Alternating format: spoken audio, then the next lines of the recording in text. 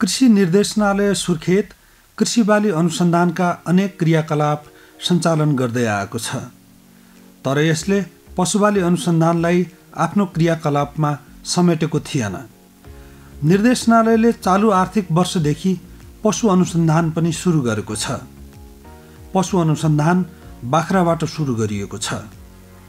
निर्देशनालयको एउटा इकाइका रूपमा बाख्रा अनुसन्धान सञ्चालन हुनेछ।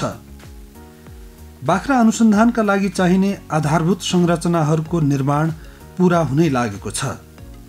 तर सानो सङ्ख्याका बाख्राबाट अनुसन्धानको थालनी भने भइसकेको छ। इकाइको संरक्षणमा रहेका यी बाख्रा खरी हुन्। खरी रैथाने नेपाली बाख्राको एउटा जात हो। खरी जातको बाख्रा अनुसन्धानका लागि निर्देशनालयको पहिलो छनौटमा पर्नुका विभिन्न कारण छन्। खरी बाख्रा छिटो बढ्छ र तौल पनि बढी हुन्छ। विभिन्न थरीका घाँसपात खाएर अघाउन सक्छ। यसको बाँच्ने सम्भावना बलियो हुन्छ। यसले पाठापाठी पनि राम्रोसित हुर्काउन सक्छ। यसको मासु स्वादिलो मानिन्छ। यो बाख्रा नेपाली कृषकहरू माझ बढी लोकप्रिय छ। नेपालमा लगभग 70% बाख्रा पालन व्यवसाय खरीबाटै चलेको छ। पशु अनुसन्धानको एउटा मूल उद्देश्य पशुका विभिन्न प्रकारहरूको जातीय शुद्धता कायम राख्नु पनि हो। विडम्बनावश कृषि अनुसन्धान निर्देशनालय सुर्खेतले बाख्रा अनुसन्धान सुरु गर्दासम्म यस भेगमा 100% जातीय शुद्धता भएको खरी दुर्लभ भइसकेको छ। निर्देशनालयले स्थानीय स्तरमा उपलब्ध अधिकतम जातीय शुद्धता भएका खरी बाख्रालाई संरक्षणमा लिएको छ। निर्देशनालयले अब बाख्रा पालन प्रविधिको संरक्षण र विकास गर्नेछ। अब स्थानीय बाख्रा पालक कृषकहरू समेत निर्देशनालयबाट प्राविधिक सहयोग लिन सक्नेछन्। निर्देशनालयले बाख्राका जातहरूको आनुवंशिक सुधारको काम पनि गर्नेछ।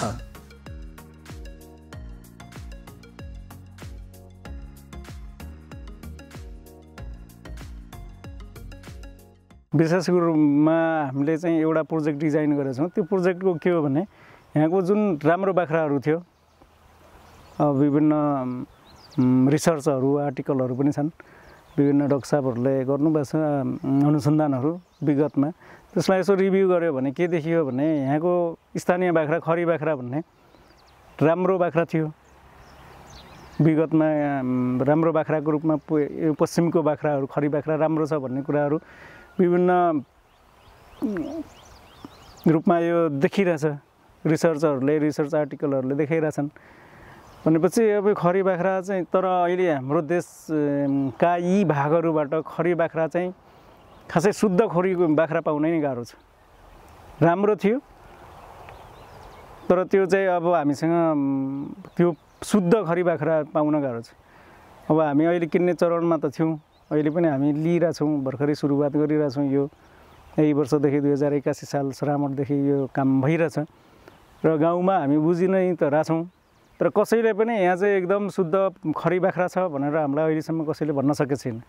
त्यही भएर हामी यसलाई किन्नको लागि चाहिँ नार्कै यो ब्रिडिङ डिभिजनबाट एक्सपर्टिजहरू मगाएर चाहिँ कम्तीमा शुद्ध नै बाख्रा छैन भने पनि हुन नै सक्छन् र छैन भने पनि सबभन्दा राम्रो, सबभन्दा शुद्ध, सबभन्दा बढी ब्लड पर्सेन्ट भएको बाख्रा चाहिँ खोजेर ल्याएर यहाँ आएर त्यसलाई चाहिँ एउटा संरक्षण गर्ने एउटा काम र त्यसको जेनेटिक इम्प्रुभमेन्ट भन्नाले जातीय वंशाणुगत विकासका लागि पनि हामी काम गर्नुपर्छ। संरक्षण गर्ने र त्यसको चाहिँ वंशाणुगत विकासका लागि पनि काम गर्नुपर्छ भनेर यसलाई चाहिँ हामी अगाडि लिन खोजिरहेछौँ।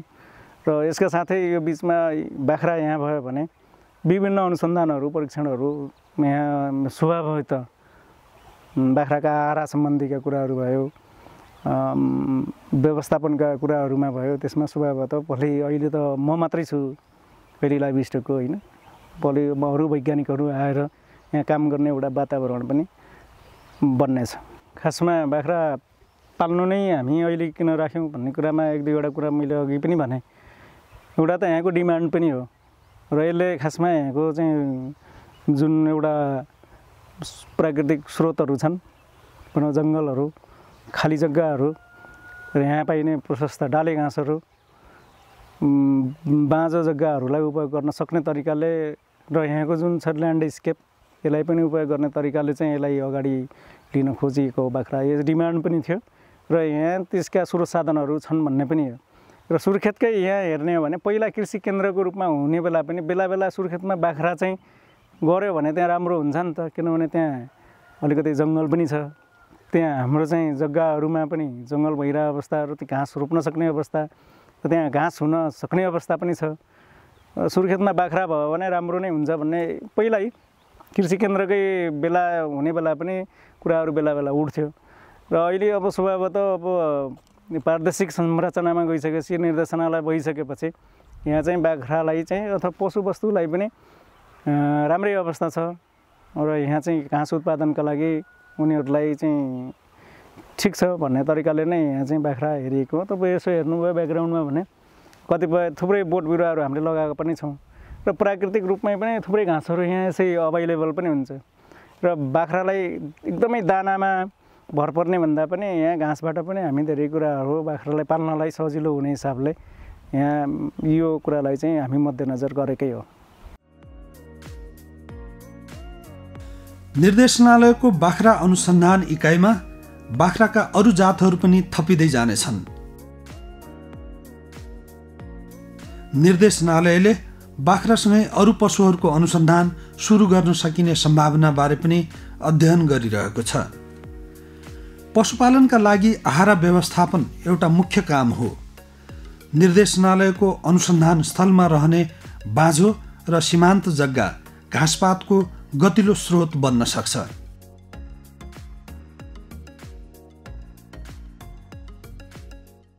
अनुसन्धान इकाइमा सबै हुन्छन्, तर हामी अहिले यो सुरुवाती चरणमा खासमा खरी बाख्राबाट हामी जानुपर्छ, किनभने यसलाई हामीलाई एक दुईवटा च्यालेन्ज छन्। किनभने खरी बाख्रा राम्रो भन्दा भन्दै हाम्रा ऊहरू जर्नलहरूमा आउँदा हामीले रिसर्च गरेर पत्ता लगाउँदा हामीसँग खरी बाख्रै नहुनु दुःखद कुरा हो। किनभने त्यसको संरक्षण गर्ने आधिकारिक निकाय भनेको नि हामी हो नि त। खरी बाख्रा राम्रो भन्ने अनि खरी बाख्रा हामीसँग हुँदै नहुने अवस्था आयो, तथा त्यसको चाहिँ वंशाणुगत प्युरिटी शुद्धता हुँदै नहुने कन्डिसन आयो भने त्यो पनि राम्रो अवस्था त भएन। त्यही भएर यसलाई संरक्षण पनि गर्ने र यो बाख्रा एज इट इज जुन कन्डिसनमा छ यसलाई सेलेक्सन भन्ने एउटा पद्धति हुन्छ। कम्तीमा सेलेक्सनबाटै भए पनि यही जातको पनि इम्प्रुभमेन्ट गरेर हामी किसानहरूलाई वितरण गर्न सक्यौँ, किसानहरूलाई दिन सक्यौँ भने पनि यो हाम्रो लागि एउटा सानो उपलब्धि चाहिँ हुनसक्छ। र अरू बाख्राहरू तपाईँले भने जस्तै अरू बाख्रा राख्दै नराख्ने भन्ने कुरा होइन। अहिले पनि हामीसँग लोकल खरी बाख्रा र बोयरहरूबाट हामी सुरु गरिरहेछौँ होइन। बोयर पनि अहिले एकदमै विभिन्न कुराहरू त छन्, फेरि पनि अब मासुको ग्रोथको हिसाबले, मासुको प्रोडक्टिभिटीको हिसाबले भनौँ न, त्यसको हिसाबले हेर्ने भने बोयर पनि राम्रै देखिरहेछ होइन।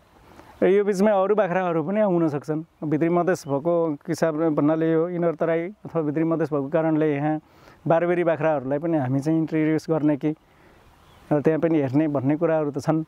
र यति बाख्रा मात्र नभएर अरू गाईका जातहरू भैँसीकोमा पनि गर्नुपर्छ कि भन्ने कुराहरू बेला बेला चाहिँ उठि नै रहेछन्।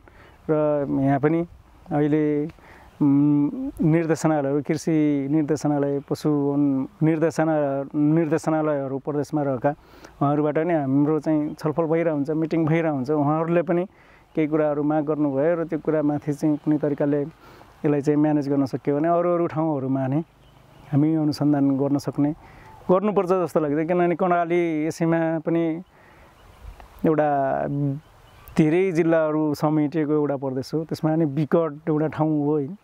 विभिन्न हिसाबले मध्यनजर गरेर यसलाई फोकस गरेर कर्णालीको समग्र समृद्धिको लागि हाम्रै अफिसको, नेपाल सरकारको ध्यान जान चाहिँ जरुरी छ र गइ पनि रहेछ, नगएको पनि होइन।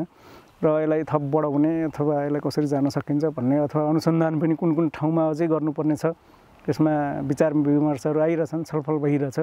र आउँदा दिनहरूमा पक्कै हामी चाहिँ केही न केही गर्न सक्छौँ कर्णालीको विकासका लागि, समृद्धिका लागि भन्ने सोचि नै रहेछौँ।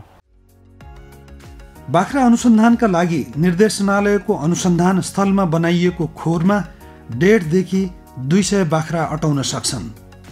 तर पशु अनुसन्धानलाई अनुसन्धान संस्था परिसरमा मात्र सीमित राख्नु आवश्यक छैन। अनुसन्धान क्रियाकलापहरूलाई कृषकको घरगोठसम्म विस्तार गर्न सकिन्छ। यसबाट कृषकहरूमा व्यावसायिकता बढाउन थप सघाउ पुग्छ। सँगसँगै अनुसन्धानलाई सटिक बनाउन अनुसन्धान संस्थालाई आवश्यक पर्ने तथ्यात्मक जानकारीमा पनि बढोत्तरी हुन्छ। यसरी विकास हुने प्रविधिले कृषि वा पशुपालन व्यवसायलाई समयानुकूल र वातावरण मैत्री बनाउन सघाउँछ।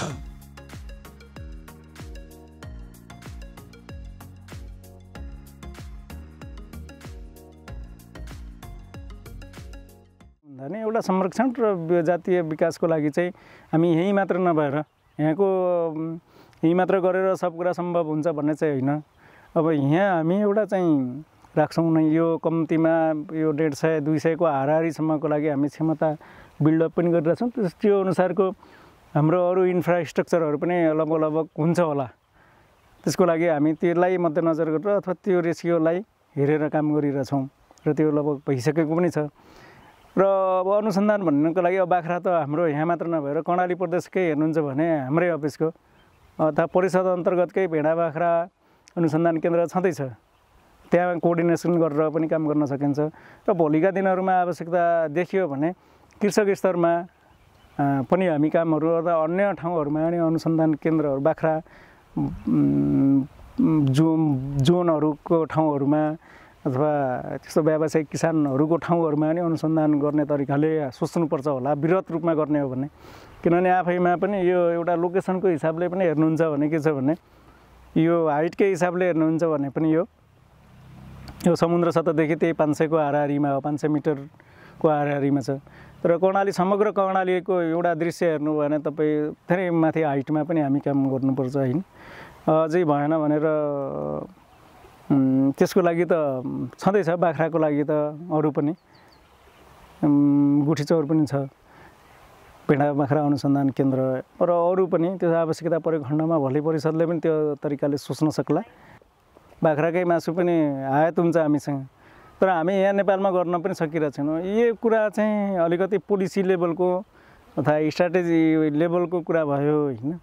यसलाई यसरी नै गर्ने भन्दा नि हामीले गर्न सक्ने कुरा के हो भने फेरि नै हामीले अपेक्षा के गर्न सकिन्छ भने हामीले किसानहरूलाई राम्रो कुरा दिने हो भने, राम्रो प्रविधि दिने, राम्रो जात दिने र त्यो गरेर किसानहरूलाई यहाँनिर आफ्नो जीविका उपार्जन मात्र होइन आफ्नो जीवनस्तरलाई बढाउन सक्ने हो अथवा मेन्टेन गर्न सक्ने हो भने स्वभाव त गरिहाल्छ, किसानहरूले गरिहाल्नुहुन्छ, पलायन हुने अवस्था आउँदैन। र यसलाई हामीले मात्र गर्ने पाटो यो हो। र अरू लेभलमा अरू फ्याक्टरहरूमा सँगसँगै सरकारले पनि सबै कुराहरूमा जस्तो इन्स्योरेन्सदेखि लिएर प्रविधि जेनरेट बनाउन के भन्छ प्रचार गर्ने कुराहरूदेखि लिएर अब सब्सिडीका कुराहरूदेखि लिएर अनुदानका कुराहरूदेखि लिएर योहरूमा त फेरि अर्को पाटो छँदैछ। धेरै थुप्रै फ्याक्टर हुने कारणले हामीले यहाँबाट भन्न सक्ने कुरा के हो भने हामीले राम्रो प्रविधि दिने, राम्रो जात दिन सक्यौँ, बाख्राका जातहरू दिन सक्यौँ र किसानहरूलाई विश्वस्त गराउन सक्यौँ भने र मार्केट र अरू कुराहरूको लागि त खासै बाख्रामा त्यति धेरै गाह्रो जस्तो लाग्दैन। सबैले थोरै थोरै काम गर्न सक्यो भने पनि धेरै एउटा राम्रो आउटपुट दिन सकिन्छ भन्ने मेरो व्यक्तिगत धारणा हो र त्यसैमा हामी काम पनि गर्नुपर्छ। र पछिल्लो समयमा हामीले काम गर्ने बेला ध्यान दिनुपर्ने कुरा के देखिरहेछ भने एउटा भनौँ अहिलेका इस्युहरूमा हामी केही काम गर्दैछौँ, प्रविधि विकास गर्दैछौँ अथवा बाख्रा पाल्दैछौँ, केही गर्दैछौँ भने यसले हाम्रो जुन जलवायु मैत्री अथवा हाम्रो बायोडाइभर्सिटीलाई क्षति नहुने तरिकाले र हाम्रो क्लाइमेट चेन्जका जति पनि असरहरू छन् यिनीहरूलाई चाहिँ न्यूनीकरण गर्ने हिसाबले सोच्नुपर्छ जस्तो चाहिँ लाग्छ। अब यसै पनि बाख्रा भनेपछि जङ्गलसँग सम्बन्धित छ होइन। जङ्गललाई पनि कसरी जोगाउन सकिन्छ र बाख्राहरू पनि हामी कसरी पालेर भनौँ न आम्दानी लिन सक्छौँ भन्नेतिर हाम्रा प्रविधिहरू हाम्रा अनुसन्धानहरू केन्द्रित हुन जरुरी छ भन्ने लागिरहेछ र त्यही हिसाबमा हामी काम गर्न पनि खोजिरहेछौँ। र कतिपय अवस्थामा जङ्गल प्रयोग गर्ने मात्र होइन कि जङ्गललाई कसरी राम्रो गराउने भन्ने कुरा समुदाय स्तरमा अब हामीसँग त त्यस्तो छैन, यो सोच्नुपर्ने चाहिँ देखिन्छ र यो समुदायले पनि यो बुझ्नु पर्यो र सरकारले पनि यस्ता खालका कार्यक्रमहरू यस्तो कुराहरूलाई लक्षित गरेर गरेको त पाइन्छ होइन, तर यसलाई अलिकति प्रभावकारी कार्यान्वयन गरेर अगाडि जान सकियो भने धेरै राम्रो चाहिँ हुने देखिन्छ।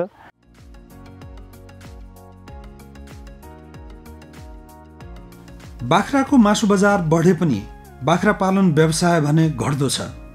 कृषि अनुसन्धान निर्देशनालय सुर्खेतले बाख्रा अनुसन्धान क्रियाकलाप सुरु गरेपछि यस भेगमा बाख्रा पालन व्यवसायले गति पाउनेछ। तर मासु बजार र बाख्रा पालन व्यवसाय बीच सन्तुलन कायम गर्न अनुसन्धान गर्नुपर्ने विषयवस्तुहरू अनेकौं छन्। यी विषयवस्तुहरू पर्याप्त जनशक्ति, समुचित पूर्वाधार र कुशल व्यवस्थापनको पर्खाइमा छन्।